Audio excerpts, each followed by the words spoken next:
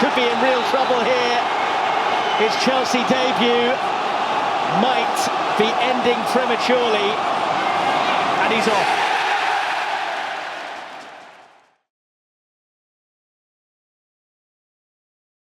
Refereeing has always been something that's interested me. My late grandfather was a referee at quite a decent level, and he was the one who, probably at the age of 6, gave me my first set of cards and whistle, which my mum wasn't too pleased with the amount of noise I'd make in the house, but that was the first moments where I thought that refereeing could be something that I'd take on in the future. I turned 14, I took the opportunity to take the course, the earliest you can in this country, and haven't looked back since. Your first game is always going to be a very memorable one, whether it just be a boring match or an action-packed match, and unfortunately for me, it was the latter. It was a cold Sunday morning in January where I was appointed my first match. It was an under-12s game, and it was played at Barn Elms, which is a place that I was very familiar with, given the fact that my secondary school at the time would hold their PE lessons there, so to be able to know the venue already was a good thing for me. There were obviously nerves from myself, given the fact that it was my first game, and when you're going into something for the first time, you're going to be thinking in the back of your mind whether you're going to make a mistake in the first 2 minutes or something. But within the first 5 minutes, I was in my element and merely focused on refereeing a football match. The first half went really well. I was having a good performance, and the home team went 1-0 up, and both teams went into the break with no complaints. The second half was when things started to go a little bit wrong. The home team doubled their advantage early into the second half, but an incident happens off the ball which I hadn't seen and was only notified by parents in the crowd saying that someone had stamped on someone. I instantly went over to the kid to see if he was okay. Luckily, he was. And then I asked who had stamped on him, and he told me who it was. I went over to the player, and of course, I couldn't sanction him because I hadn't seen what happened, so I just asked if he did it or not, and to my surprise, he admitted it. After he admitted to it, I immediately sent him off for violent conduct, but that was when things got a little bit out of hand. The coaches on the team came onto the pitch saying that I can't send him off because I hadn't seen what happened, not knowing that the player had actually admitted to committing violent conduct. At that moment, I was just thinking, why could this happen to me in my very first game? But after a couple of minutes of speaking with the coaches and explaining what had happened, we continued on, and it was pretty straightforward. The away team was actually playing better with 10 men and actually got a consolation goal.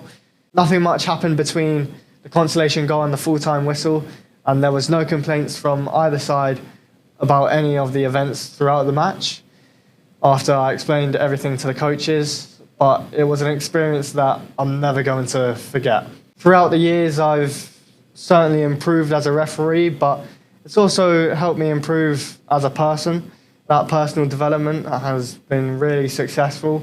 I've learned how to speak with people. I've learned how to deal with confrontations. I've learned how to work in a team of officials.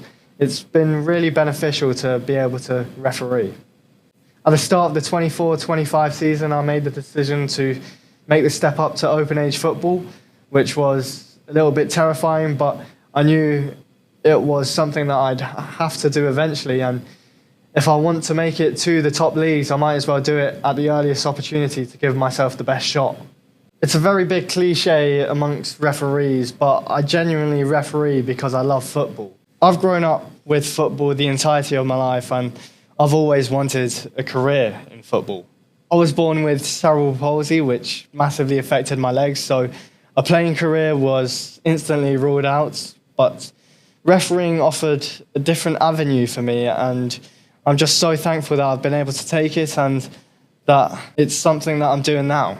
The introduction of VAR has caused a lot of controversy over the years in the Premier League, but I think it's a really important and a very useful tool to referees. We've seen the number of high-profile mistakes in the Premier League go down over time, and I would really love to have the opportunity to be able to see an incident in one of my matches where I know I haven't had the best view of it.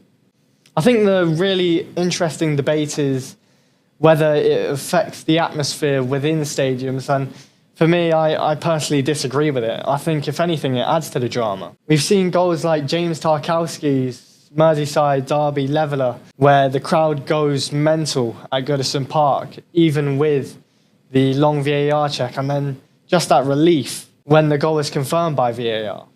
I think all kinds of technology that helps the performance of referees is a bonus. You know, we've seen with goal decision system that's really improved the accuracy of referees. We're no longer seeing goals like Frank Lampard against Germany not being allowed.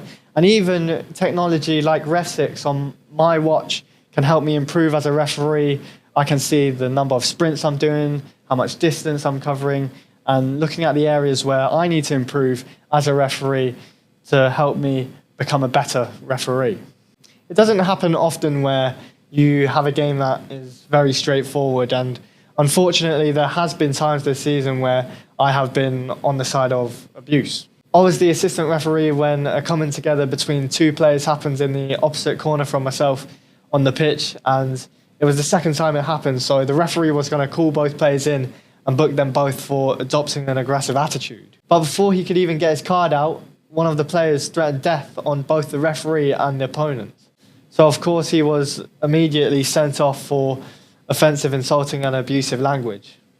At that point the game had gotten a little bit away from us, so before the start of the second half we decided that everyone who wasn't supposed to be on the bench would go to my side of the pitch, just to make things a little bit tidier and to make it a little bit easier to deal with the benches for the senior assistants. There were a couple of yellow cards that were given in the second half that could have easily been a warning on any other day, but we felt we had to give these just to gain a little bit of control back. Our second half performance, we felt we did well, and there were no questions from any of the teams on the pitch, so we felt that was going to be the end of it, and we would just go home happy with what we've done and our performance. But as we were going to leave, the player who got sent off actually approached myself and the referee in the car park and started hurling abuse at us, and was only stopped from throwing punches by one of the teammates who was holding him back.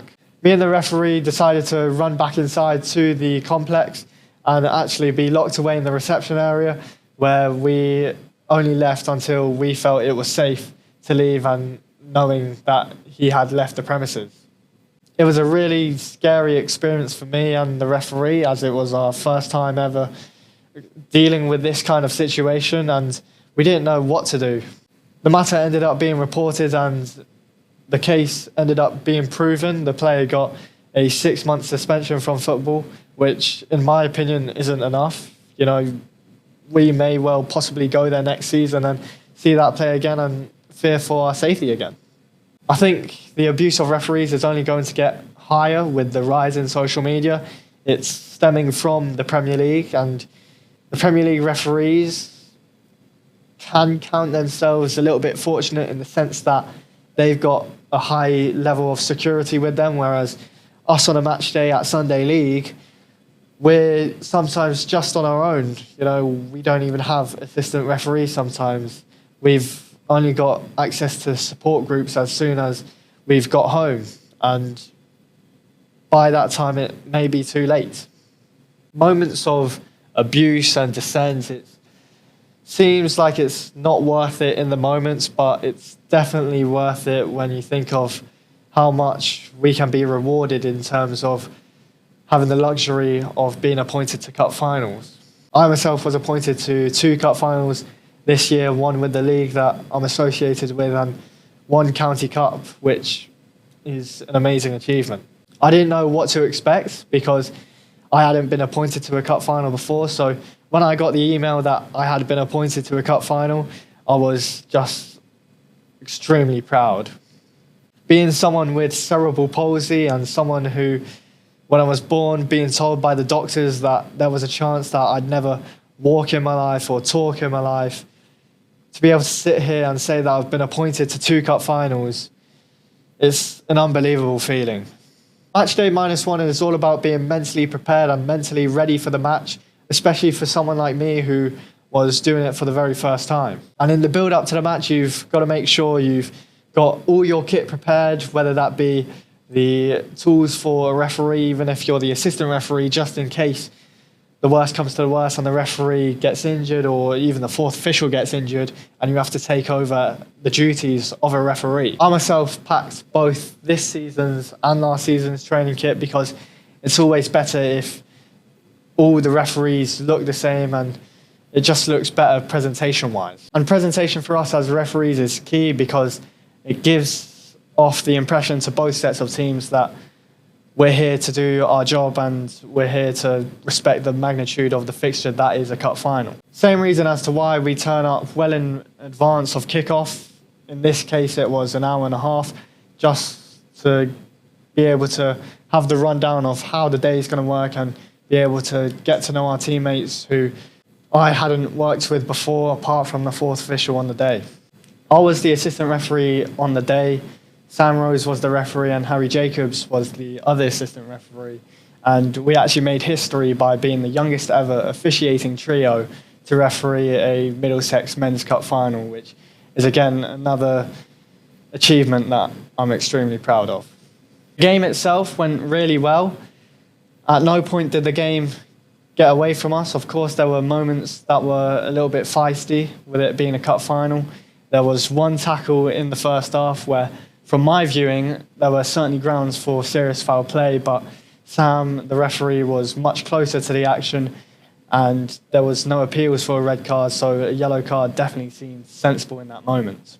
The game was decided by a goal in the middle of the second half. It was a free kick into the box that was headed in, and that was only going to be the real way a goal would be scored in the match. There weren't many chances for both teams.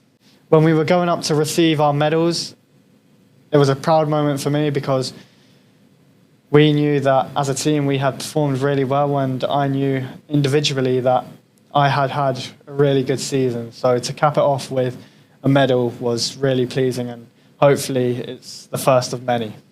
The Middlesex president mentioned after the match that she didn't know that we were there, which was a wonderful comment to receive, and it's something that we're proud of and want to happen every match. We don't want to be the centre of attention. We want to respect the competition and we want to respect both teams in every fixture they play.